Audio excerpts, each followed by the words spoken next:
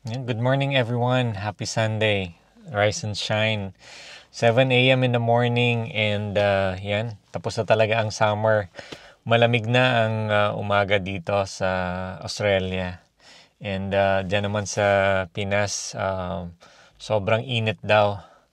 And yan, maaga akong nagising and yan. So, nag-decide ako na mag-walk muna dito sa nearby park sa amin, sa Robinson's Park. And maaga kasi akong nakatulog kagabi and yan, banat-banat muna ng buto ngayong umaga. Tsaka maganda rin yung ganitong oras na maglakad-lakad kasi may araw pa pero hindi ganun ka-harsh yung sunlight. Dito kasi sa Australia medyo harsh yung sun. Kaya kailangan mo talaga mag-sunblock. Pero pag ganito mga time, 7 in the morning, ayan, okay pa yung yung sunlight. Hindi ka mabuburn.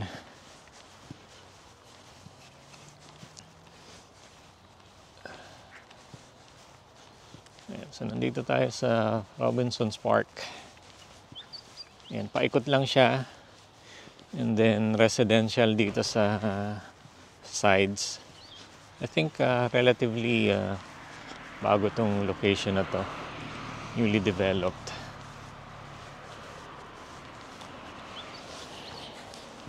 Nung una gusto ko sana dito. Kaya lang I don't have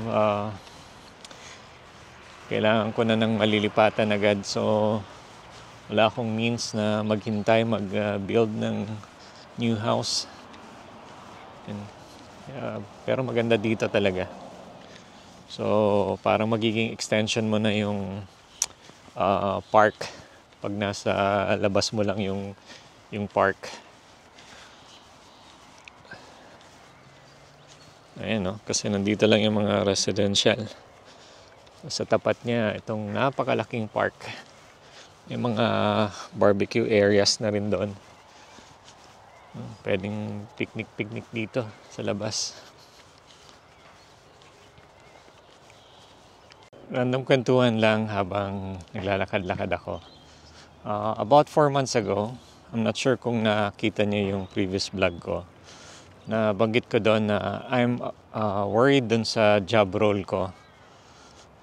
Nasabi ko yon kasi may mga indications na yung specific skill set ko mawawala. Alam niyo naman, ganun kasi talaga sa technology. Medyo, I would say na okay naman ang work sa tech. Pero fast-paced kasi yung IT-related job. Fast-paced in the sense na mabilis mag-change ng platform. So, dahil may mga emerging technologies, and napakarami pang factors such as outsourcing. So, may mga work na, let's say, especially dito sa Australia, may mga certain job roles na ina-outsource sa ibang countries na mas mababa yung labor cost like Philippines, India, Sri Lanka, etc. So, around that time, since around November, may mga indications na may possibility na yung job role ko mawala. Okay? And kaya lang,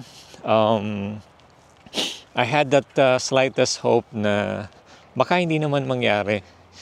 Kaya even though may mga inclination na ako or medyo nararamdaman ko na may possibility na mawala yung job role ko, from time to time tumitingin ako ng mga vacancies let's say sa Seek or Indeed or sa LinkedIn, but I did not take it seriously.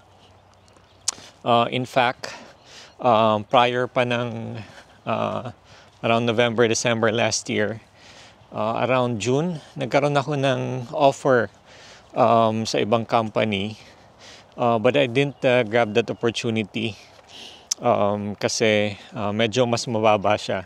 Mababa siya pero konti lang naman. So hindi naman siya ganun ka significantly lower from what I'm receiving. And yun nga, so since November, December last year, so tumitingin-tingin ako but I did not take it seriously. And until itong ang March when I heard the bad news. So kinausap ako, nagulat ako kasi after nun siya, nakakuha ako ng invite, meeting invite from my manager's boss. So, unusual yon kasi normally ang kinakausap ko lang of course is yung manager ko where I'm reporting directly. But for an employee to get an invite from my manager's boss, unusual yon. And doon pa lang sa invite, medyo kinabahan na ako. And lalo na when I joined the conference call, may kasamang HR. And it was the HR individual na nag-announce ng bad news that my role will be made redundant. So they have explained it's not about my performance, but it's about the company's downsizing move. So dahil sa pagbaba ng clients namin, specifically dun sa skill set na hinahawakan ko, which is Citrix operations, so they have decided to let go my role. So guys, no, hindi ko lang ma-express siguro in words, but hindi ko rin ma-express in my facial expression. But yun, it's a very difficult situation.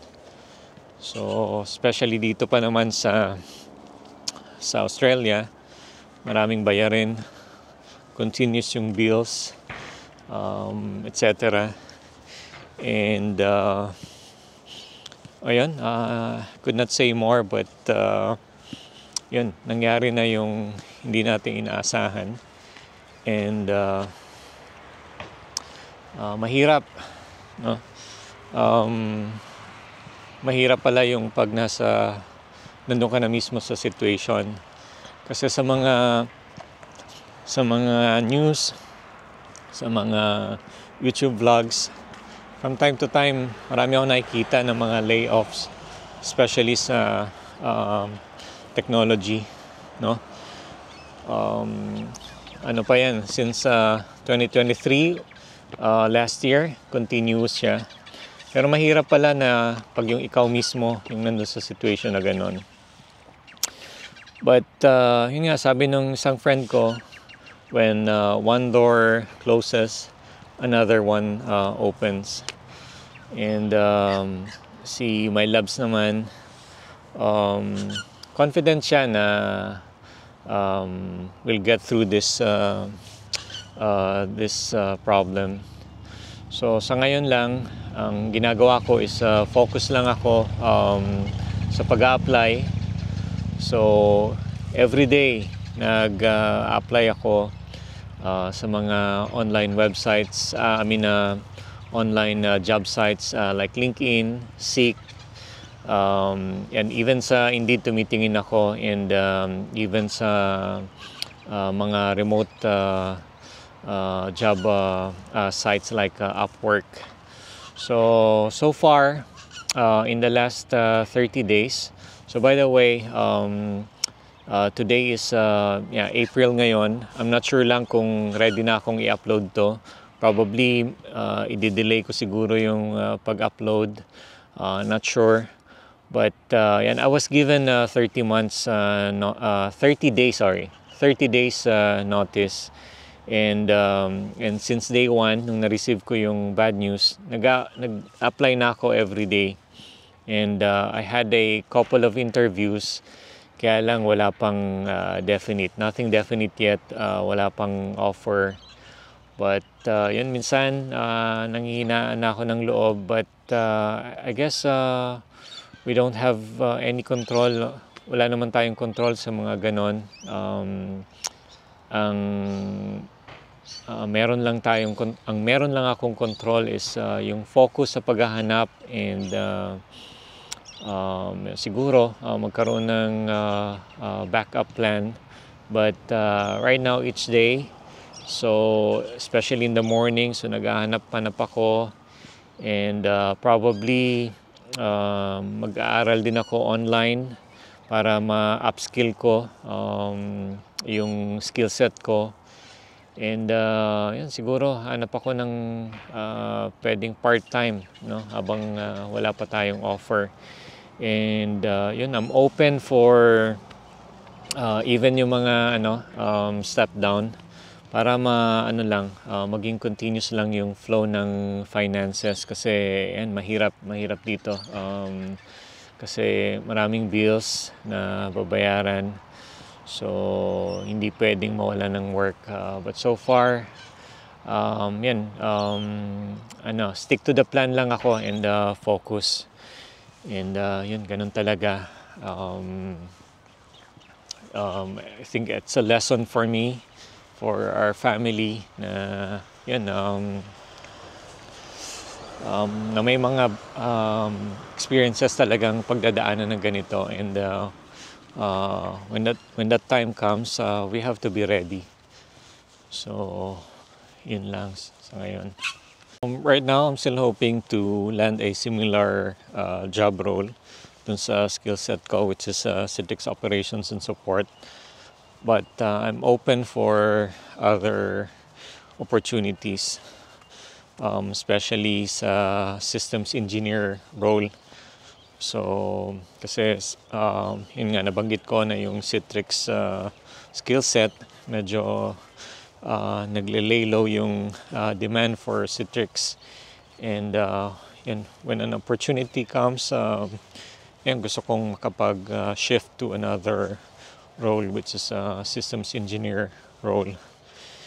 And kahit yung role ko ngayon kasi is level 3, but I'm open for step down. So nag-apply din ako ng even level 2 position.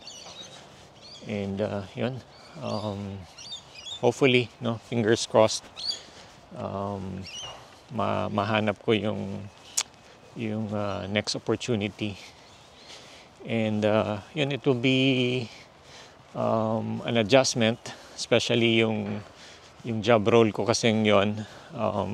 It's my first work here in Australia, and remote work siya, so sa bahay lang. So napaka-convenient para sa akin. And kung sa next role ko, if it won't be a remote role, hindi siya work from home, magiging adjustment para sa akin, kasi yun nga, 3.5 years work from home. Tapos nung nag-pandemic sa Philippines, about 1.5 years. So yung total niya parang 5 years na rin pala akong naka-work from home. So hindi na ako sanay na on-site. Pero ganun talaga, nothing is permanent. So isa yun sa mga lessons na natutunan ko. Nothing is permanent, and yun, especially yung trabaho, no? Especially yung sa industry ko na fast-paced talaga. Nothing is permanent, kaya parang laging dapat ready for any changes. But I guess I would say na it's not the end of the world. So iniisip ko nga minsan, kahit na problema, I just lost my job. But at the end, I'm physically healthy. Wala naman tayong sakit. And I guess I would say It's just one chapter in my life, in our family's life, na pagdadaanan namin, and eventually we'll get through it. So yun guys, yun, I'm not sure when ko ma-upload to, but yun, that's life, and that's my life update right now. And yun, I'm just happy for the next job opportunity. Ayan, see you on the next one. Sarap talaga pawisan sa umaga. And yan, dumaan muna ako sa bahay ulit. And mag-groceries ako.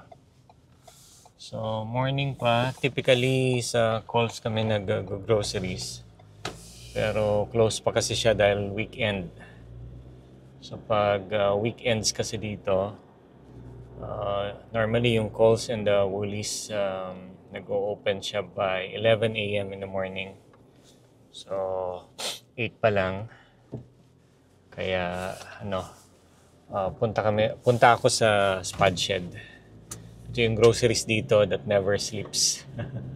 So, 24/7 siya, parang 7-Eleven. And, na-observe ko parang mas mura siya.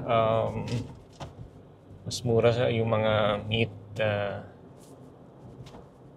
compared sa calls. So merong mga wala sa Spud Shed, but mostly meron naman.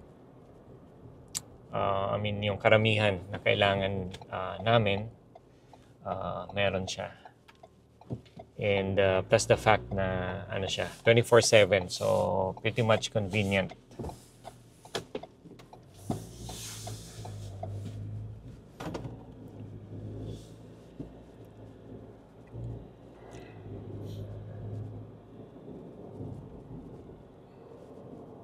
And hindi naman siya malayo sa amin. It's around 4 kilometers away. Dito lang siya sa Southern River. Not Southern River, but dito sa may Thornley. Yeah.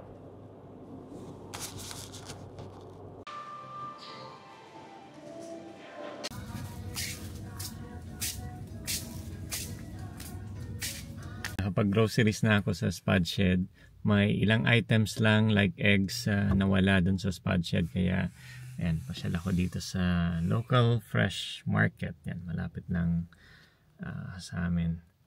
So, yan, normally hindi siya katulad ng parang SM na you've got they got it all. So dito lilipat-lipat ka from one grocery store to another. Yung mga para doon sa mga kulang na items.